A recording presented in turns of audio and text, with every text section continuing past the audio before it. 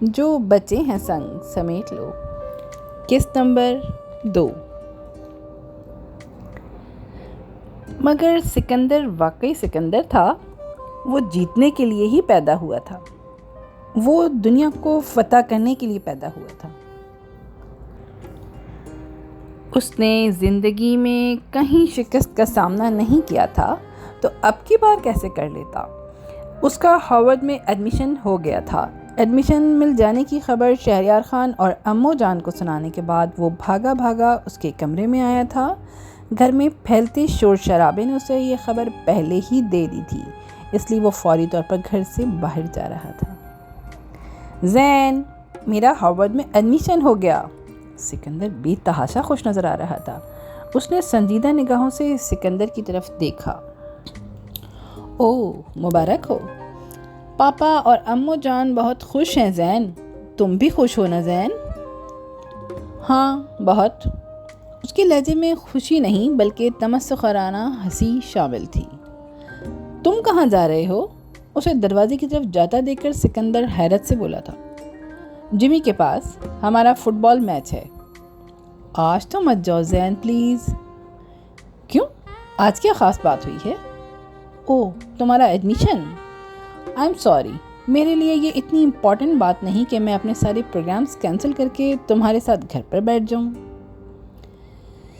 امو جان اور پاپا کے سامنے تو ہرگز نہیں، مگر اکیلے میں وہ سکندر کے ساتھ اس ٹون میں بات کیا کرتا تھا، بلکہ سکندر کی بات کا جواب دیا کرتا تھا، کیونکہ خود سے تو وہ اسے بہت ہی کم، شاذ و نادر ہی مخاطب کیا کرتا تھا۔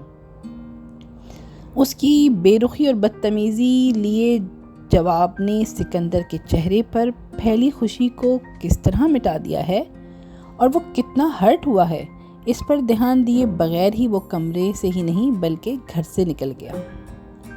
وہ جمی کے پاس نہیں گیا تھا، وہ فٹ بال کھیلنے نہیں گیا تھا، وہ غصے میں مختلف سڑکوں پر اکیلا پھر رہا تھا۔ کیوں سکندر ہر بار جیت جاتا ہے؟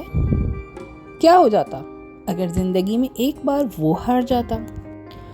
وہ جانتا تھا بچپن سے دہرائی جاتی کہانی ایک بار پھر دہرائی جانی تھی۔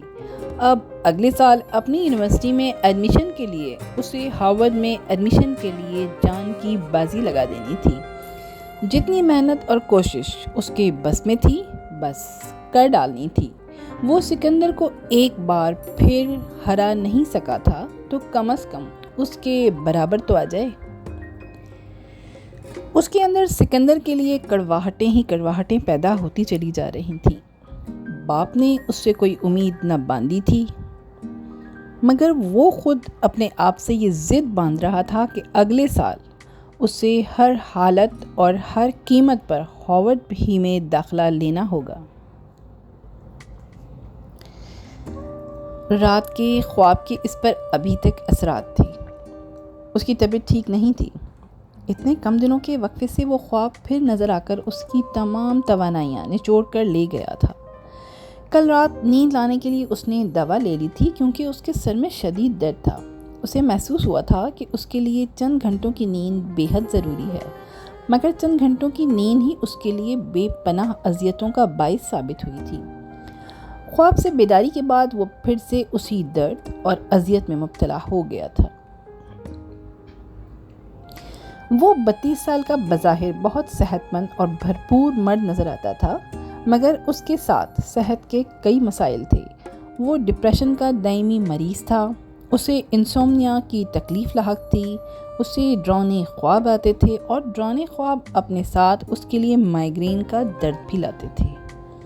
اس کی گردن کے پچھلے حصے سے ایک شدید درد اٹھتا تھا جو اس کے کندھوں، ہاتھوں اور سر تک پھیل جایا کرتا تھا۔ ڈاکٹر نے اسے اعصابی درد بتایا تھا۔ اس کی میڈیسنز دے رکھی تھیں، اسے خوش رہنے اور کوئی بھی پریشان کن بات نہ سوچنے کی ہدایت کر رکھی تھی، مگر کیا خوش رہنے کی کوشش کرنے سے انسان خوش رہ سکتا ہے؟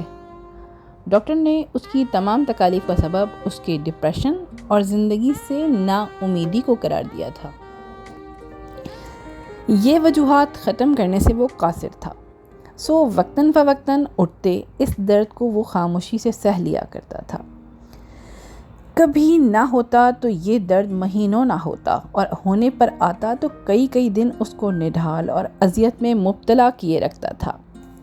اس درد کے ساتھ اس کے اندر غصہ اور زندگی سے نفرت لوٹ آیا کرتی تھی۔ وہ بہت غصیلا ہو جاتا تھا، معمولی باتوں پر اسے غصہ آنے لگتا تھا۔ ڈاکٹر نے اسے بتایا تھا کہ یہ غصہ در حقیقت اس کے اندر کی اداسیاں اور محرومیاں تھیں۔ جیسے یہ درد بڑھتا، اس کا ڈپریشن بھی بڑھتا اور اس کے اندر اپنی زندگی ختم کر لینے کی خواہش پھر بیدار ہونے لگتی۔ یہ کیفیت مستقل نہیں رہتی تھی، کبھی چند دن، کبھی چند گھنٹے، کبھی محض چند منٹ، مگر یہ اس کا مستقل طور پر پیچھا بھی نہیں چھوڑتی تھی۔ طبیعت جیسی بھی تھی، اسے دفتر تو ہر حال میں جانا ہی تھا۔ وہ ہوٹل میں بیٹھ کر اس درد کے نخرے اٹھانے کے موڈ میں نہیں تھا۔ اس پر طاری ہوا خود کو ختم کر دینے کا احساس اسے خود کو تکلیف اور اذیت دینے پر اکسا رہا تھا۔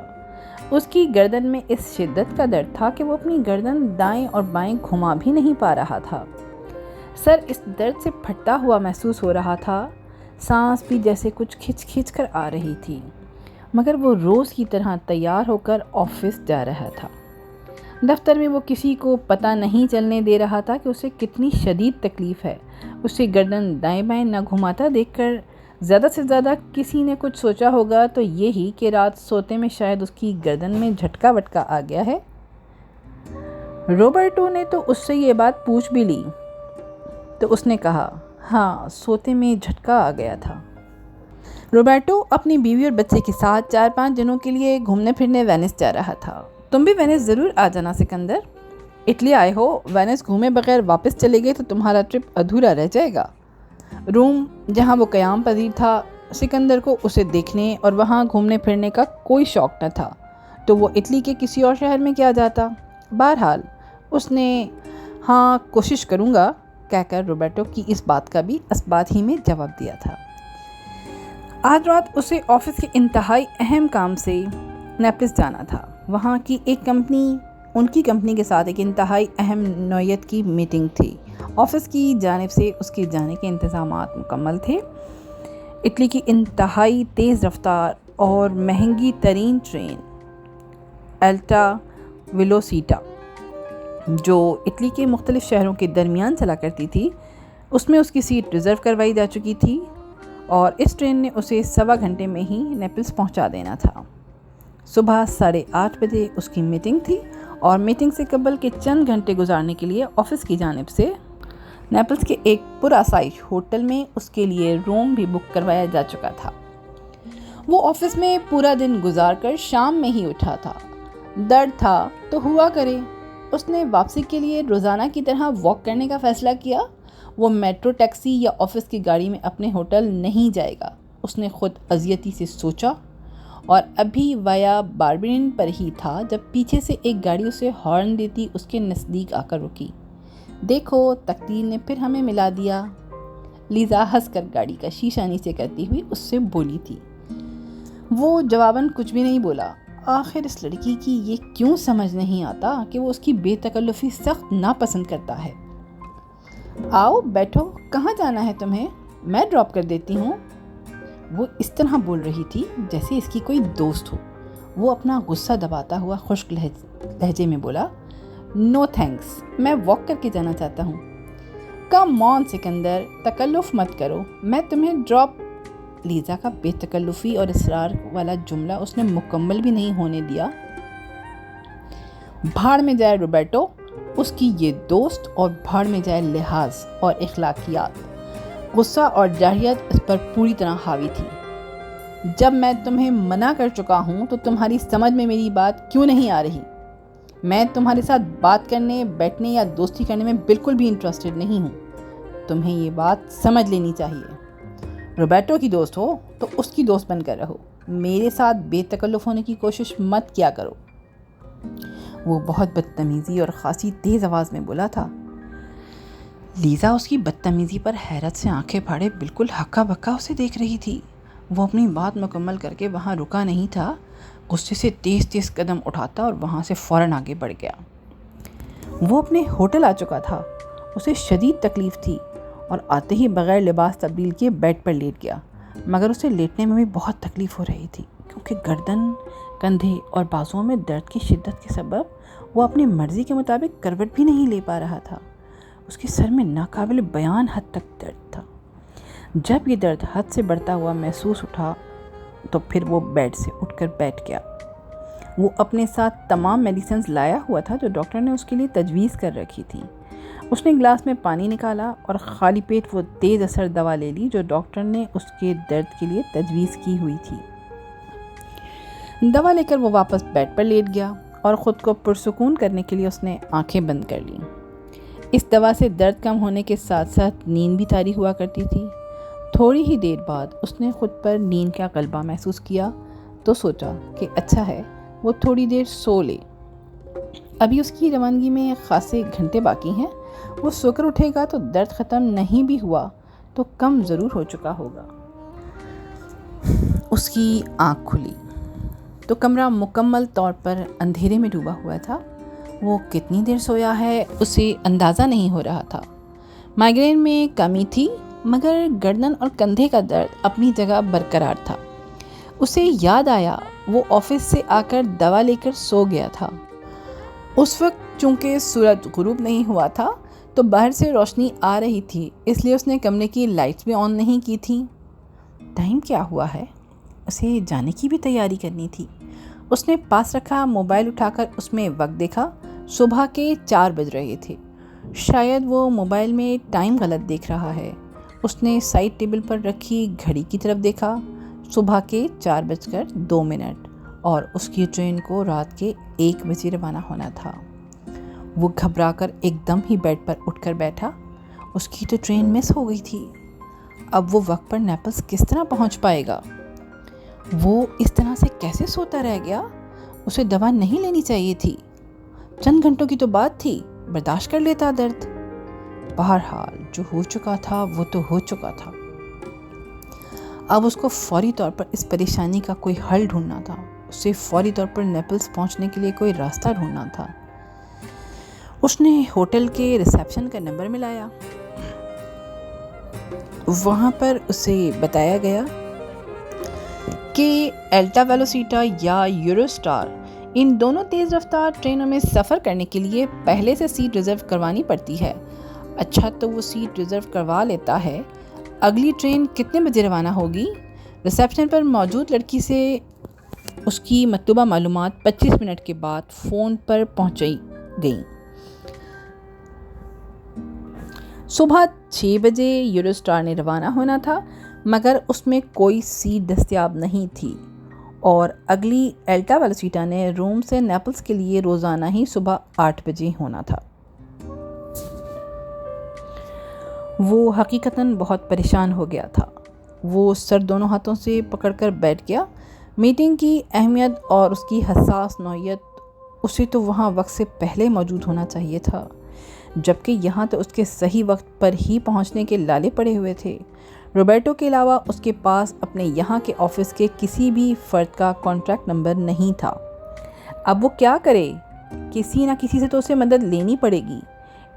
اٹلی اس کا ملک نہیں، اسے یہاں کی زبان آتی نہیں۔ ہوٹل سے تو معمولی سی معلومات ہی اسے آدھے گھنٹے بعد پہنچائی گئی تھیں۔ کیا پتہ کبھی تمہیں آرٹ میں دلچسپی ہو جائے اور تم مجھ سے کوئی پینٹنگ بنوانا چاہو۔ روبرٹو کے علاوہ اور کون اٹالین ہے جسے وہ جانتا ہے اور جس کا کانٹیکٹ نمبر بھی اس کے پاس موجود ہے؟ اس نے ذہن دوڑانا شروع کیا تو یکدم اسے 2 روز قبل لیزا کے ساتھ لنچ کرنا اور اس کا اسے اپنا فون نمبر دینا یاد آ گیا۔ اس نے وہ چٹ کہاں رکھی تھی؟ پھینکی تو نہیں تھی؟ یہ اسے یاد آیا۔ ہاں، روبرٹو کے سامنے مروت ظاہر کرنے کو اس نے وہ چٹ جیب سے اپنا والیٹ نکال کر اس میں رکھی تھی، یہ سوچ کے کہ باہر جا کر پھینک دے گا، مگر وہ اسے پھینکنا یاد نہیں رہی تھی۔ وہ یکدم ہی تیز رفتاری سے اٹھا، والیٹ اس کے کوٹ کی جیب میں تھا اور کوٹ صوفے پر پڑا تھا۔ اس نے جلدی سے والیٹ میز پر پورا کا پورا خالی کر دیا۔ اس میں سے وہ چٹ نکل آئی تھی، وہ لیزا کا موبائل نمبر تھا۔ اس نے تیز رفتاری سے وہ نمبر ڈائل کیا۔ وہ نیپلز جلدی پہنچنے کا کوئی نہ کوئی متبادل ذریعہ اس سے پوچھ لے گا۔ اس کا تو یہ ملک ہے، وہ ضرور اسے کوئی نہ کوئی راستہ بتا سکے گی۔ بیل جا رہی تھی، مگر یہ ٹائم کیا اسے فون کرنے کا کوئی مناسب ٹائم ہے؟ اس نے گھڑی کی طرف دیکھا جو 4:45 بجا رہی تھی۔ وہ لیزا کا دوست نہیں اور اس کا لیزا پر ایسا کوئی حق بھی نہیں کہ وہ اسے وقت بے وقت فون کھڑکا سکے، اور جبکہ گزشتہ شام وہ اس سے کافی ٹھیک ٹھاک بدتمیزی بھی کر چکا ہے۔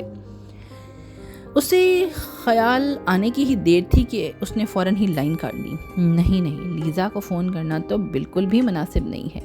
ابھی اس نے لائن کاٹی ہی تھی کہ لیزا کے نمبر سے اس کے موبائل پر کال آنے لگی۔ اس نے فوراً ہی کال ریسیو کی۔ ہیلو، وہ آہستگی سے بولا تھا۔ جواب میں وہ اٹالین میں روانی سے کوئی جملہ بولی تھی جو ظاہر ہے اس کی سمجھ میں نہیں آیا۔ وہ جواباً انگریزی میں بولا تھا، لیزا، یہ میں ہوں سکندر۔ اوہ سکندر، تم ہو؟ وہ جیسے انجانے نمبر سے کال کرنے والے کو اب شناخت کر پائی تھی۔ میرے پاس نامعلوم نمبر سے کال آئی اور پھر فوراً ہی لائن کاٹ دی گئی، تو میں نے حیران ہو کر سوچا کہ کون ہے اور اس ٹائم پر کال کرنے والا کون ہے۔ یہ چیک کرنے کے لیے ہی میں نے وہ نمبر ملا لیا۔ وہ اپنے اسی مخصوص خوش اخلاق انداز میں بولی تھی، آئی ایم سوری، میں نے تمہیں غلط وقت پر کال کی۔ کوئی بات نہیں، میں جاگی ہوئی تھی۔ تم بتاؤ کیسے فون کیا؟ کوئی پرابلم؟ وہ کل اس سے کتنی بدتمیزی سے پیش آ چکا تھا، اس بات کا ہلکا سا بھی تاثر اس کے لہجے میں موجود نہیں تھا۔ اس کی وہی بے تکلفی اور وہی خوش دلی کی آواز اس کی سماعتوں سے ٹکرا رہی تھی۔ مجھے صبح 8 بجے نیپلز پہنچنا ہے، ایک بہت ہی اہم میٹنگ کے لیے۔ اتفاق سے میری آنکھ لگ گئی اور میری ٹرین مس ہو گئی ہے۔ پلیز تم مجھے یہ گائیڈ کر دو کہ میں اب کس ذریعے سے سفر کروں کہ نیپلز درست وقت پر پہنچ سکوں۔ تمہیں نیپلز جانا ہے؟ اچھا، اس نے سوچنا شروع کیا۔ جہاز کا آپشن تو فضول ہے، فلائٹ کا ٹائم تو 1 گھنٹے سے بھی کم ہے، مگر یہاں سے ایئرپورٹ پہنچنے اور وہاں تمام فارمیلٹیز سے گزرتے سفر کرنے کے بعد نیپلز پہنچو گے تو وہاں بھی ایئرپورٹ سے شہر کے مرکز تک پہنچنے میں تمہیں کئی گھنٹے لگ جائیں گے۔ جتنی بھی فاسٹ ٹرینز ہیں ان میں تمہیں کم سے کم بھی 1 دن پہلے سیٹ ریزرو کروانی پڑے گی، کیونکہ ٹورسٹ سیزن ہے اور ان پر بھی رش ہوگا۔ اچھا، سلو ٹرین سے پہنچنے میں تمہیں 3 سے 3.5 گھنٹے لگ جائیں گے۔ وہ جیسے مختلف آپشنز پر غور کرتی جلدی بول رہی تھی۔ بائی روڈ، وہ ایک دم ہی بولی۔ ہاں، تمہیں بائی روڈ نیپلز جانا چاہیے۔ صبح سویرے کا وقت ہے، اس وقت تمہیں زیادہ ٹریفک بھی نہیں ملے گا، اور ڈرائیور اگر مجھ جیسا ہوا تو تم 2.5 گھنٹے میں نیپلز میں ہوگے۔ وہ ہنس کر بولی۔ ابھی وہ جواباً کچھ بول بھی نہیں پایا تھا کہ وہ فوراً ہی مزید بولی، تم مجھے اپنے ہوٹل کا نام بتاؤ، میں تمہارے پاس آ رہی ہوں۔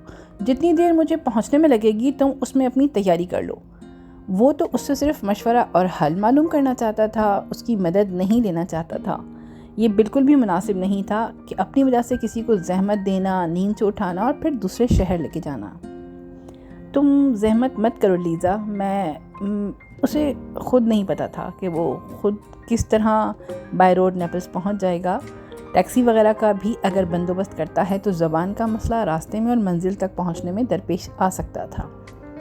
لیزا اس کے ادھورے جملے کے جواب میں فوراً بولی تھی، ابھی ان فارمیلٹیز کو رہنے دو، اس وقت تمہارے لیے اہم ہے کہ وقت پر تم نیپلز پہنچو۔ تم جلدی سے تیاری کرو، میں فوراً پہنچ رہی ہوں۔ ہاں، اس وقت اس مسئلے کا حل ڈھونڈنا تھا۔ اس نے نیم رضامندی کے ساتھ لیزا کو اپنے ہوٹل کا نام بتا دیا۔ اس کا گھر قریب تھا یا واقعی وہ اپنے وعدے کے مطابق تیز ڈرائیونگ کرتی تھی جو محض 15 منٹ کے اندر اس کے ہوٹل میں موجود تھی۔ وہ ہوٹل کی لابی میں اس کا انتظار کر رہا تھا۔ لیزا نے اسے کال کی تھی، میں پہنچ گئی ہوں، تم باہر آ جاؤ۔ وہ اپنا لیدر بریف کیس ہاتھ میں لیے باہر آ گیا تھا۔ اسے سخت شرمندگی کا احساس ہو رہا تھا۔ کسی سے آپ اتنی بدتمیزی کریں اور پھر محض 12 گھنٹوں کے اندر اسی شخص سے مدد لیں، اسے لیزا کا سامنا کرنا مشکل لگ رہا تھا، مگر وہ ڈرائیونگ سیٹ پر بیٹھی مسکراتے ہوئے اس کا استقبال کر رہی تھی۔ اس نے کریم کلر کی jersey, T shirt black jeans کے ساتھ پہن رکھی تھی۔ اس کے سرخی مائل براؤن بال شانوں سے کچھ نیچے آتے تھے اور اس وقت کھلے ہوئے تھے۔ اس نے آگے کے بالوں کو کانوں کے پیچھے کر رکھا تھا۔ پنک لپسٹک اس کے ہونٹوں پر سجی تھی، ہمیشہ کی طرح نفیس اور ڈیسنٹ نظر آ رہی تھی۔ وہ سیٹ بیلٹ باندھے ہوئے تھی۔ चाओ सिकंदर, चाओ। وہ اس کے برابر والی سیٹ پر بیٹھ گیا تھا. اس نے بھی سیٹ بیلٹ مار لی تھی. 5:35 5:40 پر سورج طلوع ہوا کرتا تھا. گویا ابھی سورج بھی طلوع نہ ہوا تھا جب 5:15 بجے انہوں نے اپنا سفر شروع کیا تھا. آئی ایم سوری لیزا، تمہیں میری وجہ سے اس قدر زحمت اٹھانی پڑ رہی ہے. جو وقت لوگوں کے سونے اور آرام کرنے کا ہوتا ہے، اس وقت اپنے آرام دہ بستر سے نکل کر وہ اسے ایک دوسرے شہر پہنچانے جا رہی تھی. وہ سخت شرمندگی محسوس کر رہا تھا. اس کے ساتھ اس نے ایسا کون سا دوستانہ رویہ رکھا تھا جو بدلے میں اپنے لیے کسی احسان کی توقع رکھتا. اتنی پرتکلف بھاری بھرکم جملے مت بولو. تم روبرٹو کے کولیگ ہو اور روبرٹو میرے بچپن کا دوست ہے، اور وہ اگر روما میں موجود نہیں ہے تو اس کی غیر موجودگی میں مجھے تمہاری مدد کرنی چاہیے.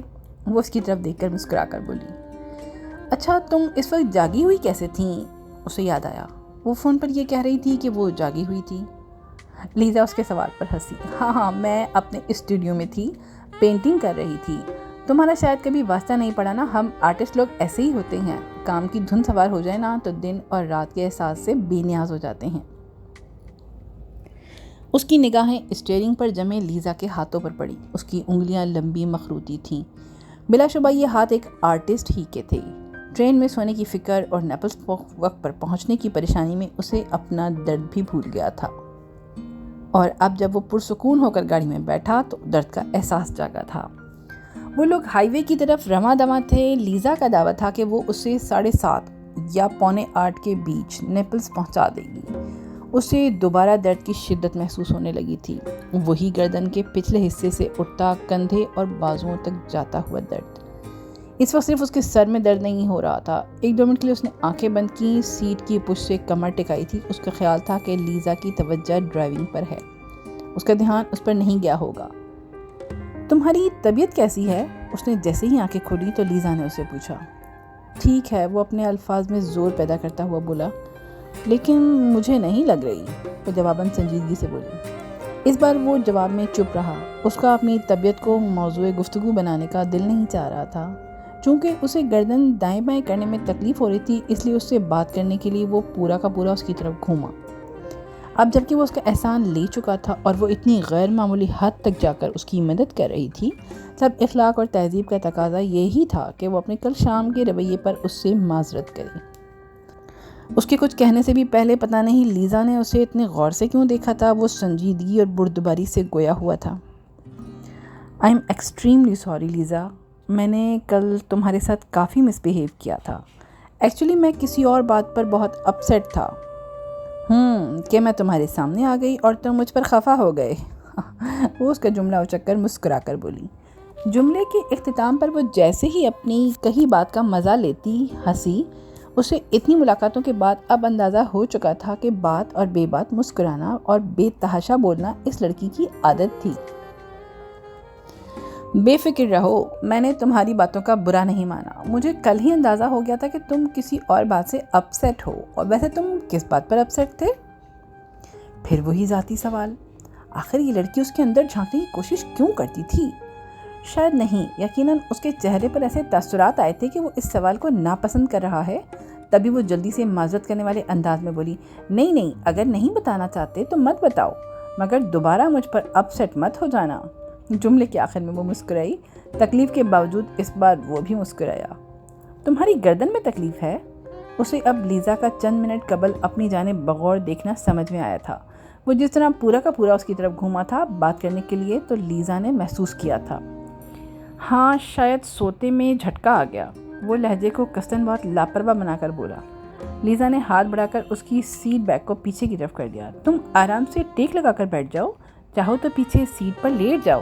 وہ اس آفر پر اب کی بار ہنس پڑا تھا. تم ہنسے کیوں؟ میں نے کیا کوئی لطیفہ سنا ہے؟ لیزا نے اسے گھورا. کچھ نہیں، ایسے ہی. وہ ہنسی روک کر بولا. تم کیا پینٹ کرتی ہو؟ اس نے پہلی بار اس سے کوئی سوال کیا تھا اور اس کے بارے میں کچھ پوچھا تھا. زیادہ تر لینڈسکیپ، اسٹل لائف اور پورٹریٹس.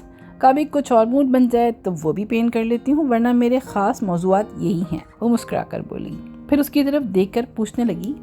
تم دوحہ میں رہتے ہو؟ ہاں. تمہاری فیملی بھی وہیں رہتی ہے؟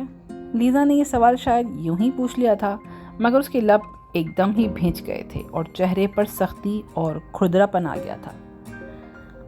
بہتر ہوگا لیزا کہ تم مجھ سے پرسنل اگر سوالات نہ کرو تو مجھے اچھا لگے گا۔ سخت لہجے میں بولتے بولتے اسے ایک دم ہی یاد آ گیا کہ وہ اس وقت اس کی گاڑی میں ہے اور اسی کے آسرے پر اور اسی کی مدد کے سہارے پر نیپلز جا رہا ہے۔ تب فوراً ہی اپنی ٹون نارمل کر کے اپنے سخت جملے کا اثر زائل کرنے کے لیے بولا، میں اکیلا ہوں اور میری فیملی نہیں ہے۔ لیزا نے اس کی طرف دیکھا۔ اس نے اس کے فیملی نہ ہونے والے جملے کا نوٹس بھی نہیں لیا تھا۔ اس نے اگر نوٹس لیا تھا تو اس کے پل بھر میں بدلتے لب و لہجے کا۔ ایک اٹالین لڑکی کے لیے فیملی کی کیا اہمیت ہو سکتی تھی جو وہ اس کے جملے میں موجود کرب کو محسوس کر پاتی۔ ہو تم اچھے خاصے بدتمیز، پر سچ کہوں یہ بدتمیزی تمہیں سوٹ کرتی ہے۔ وہ جملہ مکمل کرنے کے بعد مسکرائی تھی۔ وہ جس رفتار سے ڈرائیونگ کر رہی تھی اسے یقین تھا وہ اسے مقررہ وقت سے پہلے نیپلز پہنچا دے گی۔ ایک دو بار تو اس نے اتنے خطرناک انداز میں موڑ کاٹا تھا کہ اسے لگا اب ایکسیڈنٹ ہوا کہ تب۔ تم مجھے ٹائم پر پہنچانے کے لیے اس اسپیڈ سے ڈرائیو کر رہی ہو؟ نہیں، یہ میری عادت ہے۔ انفیکٹ یہ تمام اٹالینز کی عادت ہوتی ہے۔ فاسٹ ڈرائیونگ ہم اٹالینز کی پہچان ہے۔ جو بات قابل فخر ہرگز نہ تھی وہ اسے بھی فخری انداز میں بیان کر رہی تھی۔ وہ اس کے فخری انداز میں گردن اونچی کر کے بولنے پر مسکرایا تھا۔ چند منٹ خاموشی سے ڈرائیو کرتے رہنے کے بعد لیزا نے اس کی طرف دیکھا۔ وہ سیدھا بیٹھا ونڈ اسکرین سے اس پار ہائی وے کو دیکھ رہا تھا۔ لیزا کی نگاہیں محسوس کر کے وہ پھر گردن اس کی طرف نہ گھما سکنے کے باعث سیٹ پر بیٹھے بیٹھے پورا اس کی طرف گھوما۔ تمہیں بہت تکلیف ہو رہی ہے نا؟ تم نے کوئی میڈیسن لی؟ اس نے نرم لہجے میں پوچھا۔ میڈیسن لے لی تھی، تکلیف زیادہ نہیں ہے، لاؤ اب میں ڈرائیو کروں؟ اس نے لیزا سے کہا۔ اتنی صبح سویرے وہ اسے دوسرے شہر پہنچانے جا رہی تھی، اسے مسلسل شرمندگی کا سامنا تھا۔ نہیں، تم آرام سے بیٹھو اور میری ڈرائیونگ سے لطف اندوز ہو، وہ مسکرا کر شرارت بھرے لہجے میں بولی۔ تمہاری اس ڈرائیونگ کے دوران صرف اللہ یاد آ سکتا ہے اور وہ آ رہا ہے، وہ اسی کی ٹون میں جواباً بولا۔ لیزا کھلکھلا کر ہنسی تھی۔ میری یہ ڈرائیونگ ہی تمہیں ٹھیک وقت پر تمہاری منزل پر پہنچائے گی؟ اسے بات بھی بات کس قدر ہنسنے کی عادت تھی۔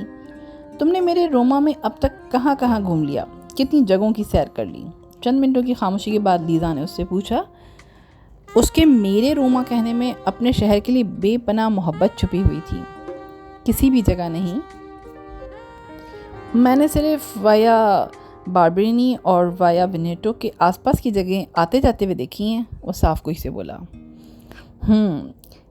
کیا تم ایٹرنل سٹی میں ہو، دنیا بھر کے ٹورسٹ کی فیوریٹ جگہ پر آئے ہو اور وہاں پر کچھ بھی نہیں دیکھا؟ وہ حیرت کی زیادتی سے چلائی تھی۔ لیزا کے لفظ اور اس کا انداز بتا رہا تھا کہ وہ اپنے شہر سے بہت محبت کرتی ہے اور اس پر فخر میں بھی مبتلا ہے۔ ہاں، میرے پاس ٹائم نہیں تھا اور میرا دل بھی نہیں چاہتا، وہ جواباً سنجیدگی سے بولا تھا۔ لیزا نے افسوس سے سر ہلایا۔ لیزا نے اپنے وعدے کے مطابق 7:45 بجے اسے نیپلز پہنچا دیا۔ Welcome to Naples the birthplace of pizza, means pizza کے پیدائشی شہر نیپلز میں خوش آمدید۔ لیزا نے مسکرا کر قدرے فخریہ انداز میں اس کی طرف دیکھ کر کہا اور وہ جواباً فوراً ہی بولا، اینڈ آرگنائزڈ کرائم۔ لیزا نے اسے گھور کر دیکھا تھا۔ وہ اپنے روما ہی سے نہیں، وہ اپنے پورے اٹلی سے محبت کرتی تھی، تبھی اس کے خلاف کچھ سننا اسے پسند نہیں تھا۔ کیوں، میں نے غلط تو نہیں کہا؟ پیزا کی پیدائش نیپلز میں ہوئی تھی تو دنیا بھر میں منظم جرائم کا آغاز بھی تو یہیں سے ہوا تھا۔ کیا یہاں کا مافیا کامورا دنیا کا خطرناک ترین مافیا نہیں؟ وہ اپنی منزل پر پہنچ چکا تھا، اب پرسکون تھا، اس لیے اسے لیزا کو چڑھانے میں بھی لطف آ رہا تھا۔ ہاں ہے، مگر عام لوگوں کے ساتھ یہاں ایسا کچھ نہیں ہوتا ہے، نیپلز کی ریپوٹیشن بری زیادہ ہے، وہ فوراً نیپلز کے دفاع میں بولی تھی۔ 8 بجے وہ اسے اس سڑک پر لے آئی تھی جہاں اس کمپنی کا ہیڈ آفس واقع تھا، جن کے ساتھ اس کی میٹنگ تھی۔ جس علاقے میں وہ تھے وہاں جدید عمارتیں تھیں، وہ سامنے نظر آتی بلڈنگز کو دیکھ رہا تھا جب لیزا اس سے بولی، نیپلز کے 2 رخ ہیں، ایک تاریخی اور ایک ماڈرن۔ اس ماڈرن علاقے سے ذرا نکلو تو تمہیں تاریخی عمارتیں، گرجا گھر اور فوارے جا بجا نظر آئیں گے۔ اس نے سر اس بات میں ہلایا تھا۔ وہ اپنی ول پاور کا استعمال کر کے تکلیف اور درد کے کسی بھی احساس کو خود پر حاوی نہیں ہونے دے رہا تھا۔ آدھے گھنٹے بعد اس کی میٹنگ تھی اور اس کے لیے اسے بہت الرٹ اور ایکٹیو رہنا تھا۔ وہ اپنے ذہن کو مکمل طور پر حاضر بھی رکھنا تھا۔ اب چونکہ اس کی منزل نزدیک آ چکی تھی، گویا لیزا کا شکریہ ادا کرنے کا وقت آ چکا تھا۔ اس نے دل میں ارادہ کیا کہ وہ اٹلی سے واپس جانے سے قبل لیزا کو کوئی بہت اچھا اور قیمتی تحفہ دے کر جائے گا، اس کے احسان کا بدلہ چکانے کے لیے نہیں۔ یہ تو بہت چھوٹی سوچ ہوتی، مگر اسے یہ ضرور بتانے کے لیے کہ وہ اس کے خلوص اور دوستانہ رویے کی دل سے قدر کرتا ہے۔ تمہارا بہت شکریہ لیزا، تم آج حقیقت میں میرے لیے رحمت کا فرشتہ بنی ہو، تمہاری وجہ سے میں نیپلز ٹھیک وقت پر پہنچ پایا ہوں۔ اس نے تشکر کے احساس سے لبریز الوداعی جملے بولنے شروع کیے ہی تھے کہ لیزا گاڑی کو ایک بار کے پاس لا کر روکتی ہوئی کہی، ابھی کہاں سے شکریہ آ گیا؟ جب ہم روما واپس پہنچ جائیں گے تب میرا شکریہ ادا کرنا۔ تم یہاں رکو گی؟ مگر کیوں؟ دیکھو، میری دونوں طرف ٹرین کی سیٹس ریزرو تھیں۔ میں شام سے اپنے طے ہوئے پروگرام کے مطابق ایلٹا ویلوسیٹا سے روم آ جاؤں گا، اور میں اتنی لمبی ڈرائیو اور وہ بھی خالی پیٹ کر کے واپس روانہ ہو جاؤں؟ مجھے کیا پاگل سمجھ رکھا ہے سینیور سکندر؟ میں نے ابھی ناشتہ کرنا ہے، کچھ دیر آرام کرنا ہے، پھر جاؤں گی واپس تمہیں ساتھ لے کر۔ مجھے ڈر ہے کہیں تم پھر سے اپنی ٹرین مس نہ کر لو۔ لیزا اسے جواب دے کر گاڑی کا دروازہ کھول رہی تھی۔ آ جاؤ، چلو ناشتہ کر لیتے ہیں جلدی سے، پھر تمہاری میٹنگ کا ٹائم ہو جائے گا۔ وہ مسکرا کر کہتی گاڑی سے اتر گئی۔ لیزا کا انداز اٹل تھا، گویا وہ اسے ساتھ لے کر ہی واپس جائے گی۔ جب وہ خاموشی سے گاڑی سے اتر آیا، اس نے اپنی زندگی کا بڑا حصہ امریکہ میں گزارا تھا، جہاں بار کا مطلب وہ جگہ تھی جہاں شراب نوشی کے لیے جایا جاتا تھا۔ اٹلی آ کر اسے پتہ چلا تھا کہ یہاں بار کا مطلب امریکہ والے بار سے بالکل مختلف تھا۔ یہاں بار کا مطلب وہ جگہ تھی جہاں اٹالین صبح اپنے کام پر جانے سے پہلے کافی پینے اور ناشتہ کرنے آیا کرتے تھے۔ اسی طرح شام یا رات کے اوقات میں بھی یہاں زیادہ تر اٹالینز کافی پینے کے لیے ہی میزوں پر بیٹھے نظر آتے تھے۔ اس کے علاوہ باہر ہی سے لوگ اپنے روزمرہ استعمال کے دودھ کے ڈبے اور بوٹلز خریدا کرتے تھے۔ یہ بارز اٹالین سوشل لائف کا ایک اہم حصہ تھے۔ وہ جتنے دنوں سے روم میں تھا، روزانہ آفس جاتے وقت راستے میں پڑتے ایک بار پر لوگوں کو سینڈوچ، پیسٹری اور ڈونٹ کے ساتھ جلدی جلدی کافی کے گھونٹ بھرتے ہوئے دیکھا کرتا تھا۔ یہ جلدی ان کے اپنے کام پر پہنچنے کی عجلت کو ظاہر کیا کرتی تھی۔ وہ دونوں اندر آ گئے تھے۔ کاؤنٹر کے پیچھے جو بار ٹینڈر کھڑا تھا، لیزا نے اس کو 2 سینڈوچز اور 2 کپ کافی کا آرڈر کیا تھا۔ وہاں کچھ لوگ میزوں پر بیٹھے کافی اور پیسٹری یا سینڈوچز کھا رہے تھے، جبکہ زیادہ تعداد میں لوگ کاؤنٹر کے سامنے ہی کھڑے جلدی جلدی اپنا ناشتہ نمٹانے میں مصروف تھے۔ وہ اور لیزا ایک میز پر بیٹھ گئے۔ تم پلیز اپنی سہولت کے حساب سے واپس چلی جاؤ، میری میٹنگ پتہ نہیں کتنے گھنٹے چلے، وہ سینڈوچ کھاتے ہوئے اس سے بولا۔ وہ اسے اپنی وجہ سے مزید تکلیف نہیں دینا چاہتا تھا۔ سینیور سکندر، میں کوئی بھی کام ادھورا نہیں کرتی، یہ میری عادت ہے۔ تمہیں ساتھ لے کر آئی ہوں تو اب ساتھ واپس لے کر بھی جاؤں گی۔ ایسی دکھی شکل مت بناؤ، میں آج کافی سالوں بعد نیپلز آئی ہوں، تمہاری بدولت اگر یہاں آ ہی گئی ہوں تو تھوڑا وقت یہاں گزارنا چاہتی ہوں۔ جب تم اپنی میٹنگ میں مصروف ہوگے، میں یہاں کی کچھ آرٹ گیلریز کو وزٹ کروں گی، یہاں پیزا کھا لوں گی۔ بڑا عرصہ ہو گیا ہے مجھے نیپلز کا پیزا کھائے ہوئے۔ وہ اسے یہاں نہ رکنے کے لیے اب مزید کچھ بھی نہیں کہہ سکتا تھا۔ 5-6 منٹ میں اس مختصر ناشتے سے فارغ ہو کر وہ دونوں باہر نکل آئے تھے۔ لیزا نے اسے کمپنی کے آفس کے سامنے اتار دیا تھا۔ جب تمہاری میٹنگ ختم ہو جائے تو تم مجھے کال کر دینا، وہ گاڑی سٹارٹ کرتے ہوئے اس سے بولی تھی۔ وہ لیزا پر سے اپنی سوچ کو ہٹاتا ہوا بلڈنگ کے اندر داخل ہوا، اور سردس اس کے لیے سب سے اہم چیز اس وقت اس کی میٹنگ تھی۔